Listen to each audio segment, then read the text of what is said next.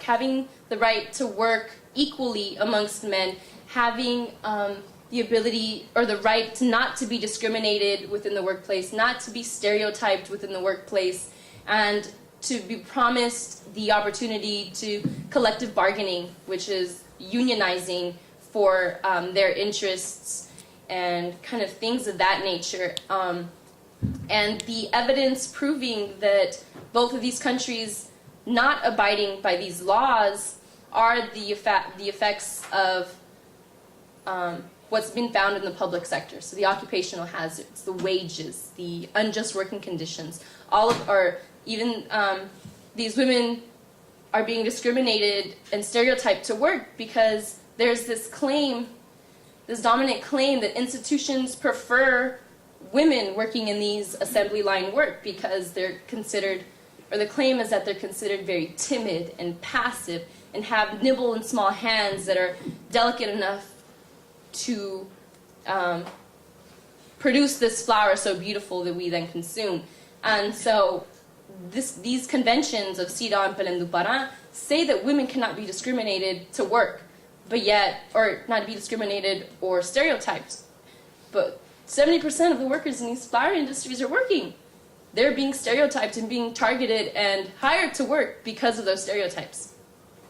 The local laws that I found in Colombia that doesn't help any worker at all is Ley 50. And what Ley 50 does, it focuses on increasing production in any institution, and then I'm focusing it on the flower industry. And so they want, within Ley 50, the labor contracts came about, the temporary contracts, the 3-month contracts. These contracts put the workers into competition with one another, opposed to each worker working individually or working as a cohort. They're competing against one another to keep their job come 3 months. And so this type of law that's being practiced is benefiting more the economy, benefiting more the institution than the worker. And I didn't find a practice or a law in Ecuador, but Ecuador also has the re-engineering program, just to keep that in mind. And so other developmental models. I wanted to focus on what other developmental models are in place that are attempting to end feminicide and end this repression against women, and I found Flor Verde in Colombia and Flor Ecuador in Ecuador.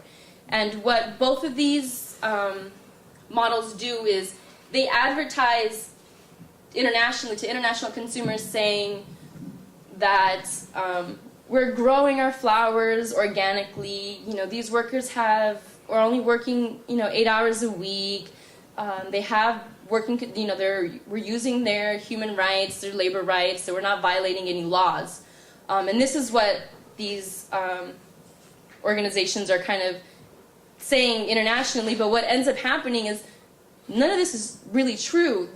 Although these companies are lowering the amount of pesticides used in the flower industries, there are still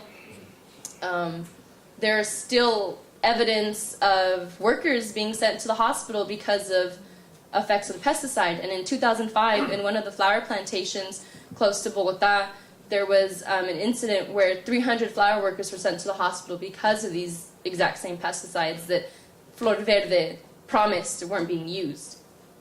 And the Flower Label Program is this program that was established in Germany. And this program, again, offers or publicizes the exact same things of lowering the amount of pesticides, of using just working conditions. And although all 3 of these programs are promising, really good promises, the change that's happening is very minimal. But what I see with these programs is that they're actually putting light on the exploitative and dehumanizations that are going on in these countries. And so I kind of see this as a progress. Just because the working conditions can't be fixed overnight, now there's light shed on it. So when you purchase a rose at any grocery store and you see this Flor Verde seal, it's something's gonna, I hope, pop into your head that this deal is promising all these positive aspects for women, although it happens or not, that is in your mind, or that's kind of bringing up questions to the consumers. And quickly to touch on grassroots organizing, there are a lot of nonprofits, both nationally and internationally, that are helping to end the repression on feminicide. And these nonprofits are providing workshops in which they try to empower women. They try to teach women about their human rights. They try to help them within the flower industry by providing daycare centers, either in the factory if it's feasible or in the community. So the women in the community that are working in the flower industry are working together to help one another to end the repression. And some of the international nonprofits that are working in these campaigns are the U.S. Labor Equality in the Americas, International Labor Organization, some other ones that I can't find on paper. But there's a lot, and they're really helping in ending feminicide and just even equality for both men and women in the workforce. And some of the accomplishments that are happening now is in 2005, a Colombian union called Splendor, they signed a contract with Dole, and Dole is kind of like the mothership of all the flower companies in Colombia, and they signed a contract with Dole in which Dole is supposed to preserve and provide, actually even paying these women. A lot of these women haven't been getting paid for the last couple months from that since 2005, and so a lot of women now have increased their minimum wage. I mean, very minimal, but it's an increase. They've also been given social services that they should have been given from the beginning, such as Social Security and health insurance. And Ecuador is also fighting for the exact same rights, but their main struggle now is child labor. The youngest worker in the flower industry in Ecuador is 12 years old.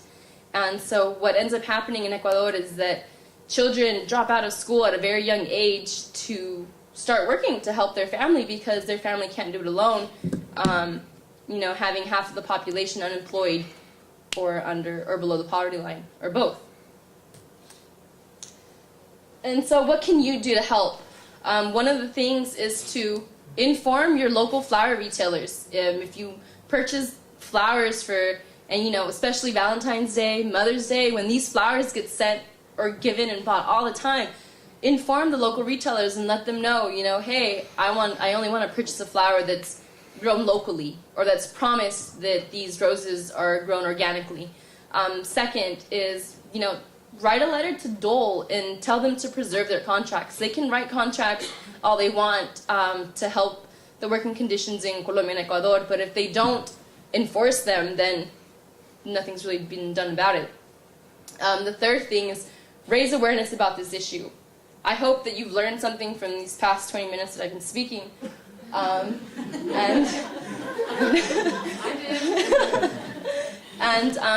you know, tell your friends, or you know, learn more about this issue in order to raise awareness. And the more people that know about the unjust working conditions in both of these countries, something can be done about it.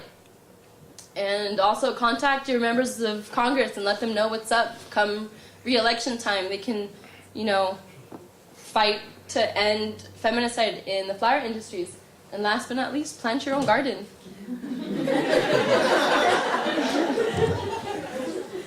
So I'd like to thank everybody for coming. I'd like to thank Professor Fregoso. Thank you for giving me this challenge. And although I wanted to quit a long time ago, I'm glad I did it. And then Professor Perla, who's not here, he was so kind enough to be willing to meet with me every Friday at a coffee lounge to just write, and so I thought that was very beneficial. And Robin King, thank you for my frustration with grammar.